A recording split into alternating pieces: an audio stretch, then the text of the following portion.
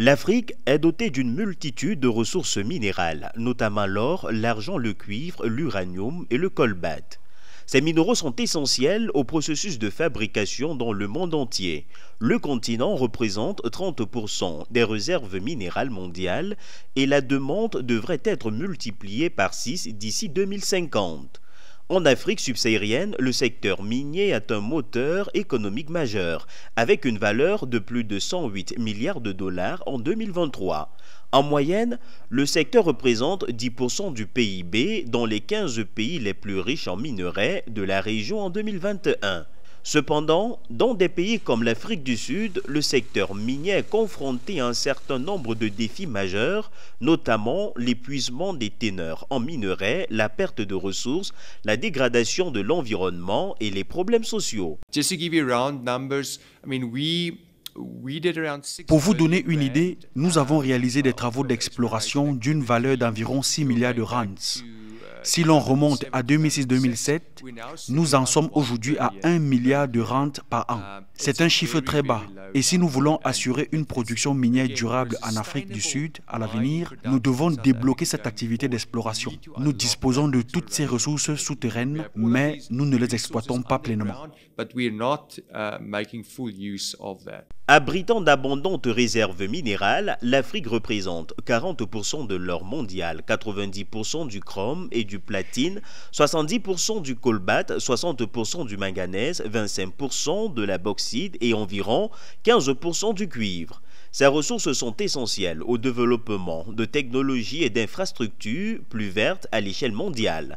Selon les ministres africains des mines, il est nécessaire de renforcer la coopération continentale dans des domaines tels que l'extraction des minéraux, la création de valeur, le développement des infrastructures et le commerce.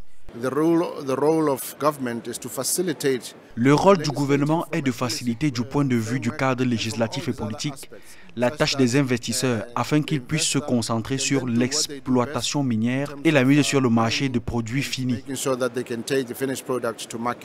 Le secteur minier africain est à la croisée des chemins. Ces vastes réserves minérales étant prêtes à alimenter le développement du continent et de la planète. Cependant, pour libérer ce potentiel, il faut une forte coopération régionale, des réglementations harmonisées et des efforts de collaboration de la part des gouvernements, des acteurs du secteur privé et des communautés. Il faut que l'État ne soit plus consigné à ce rôle de collecteur de taxes et d'impôts.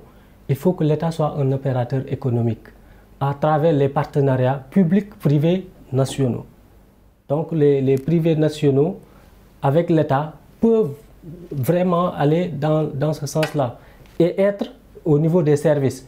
Je vous rappelle que 80% des opérations minières sont détenues par les services, à travers les analyses de laboratoire, à travers les forages miniers, à travers l'approvisionnement en carburant, à travers l'approvisionnement en denrées, etc.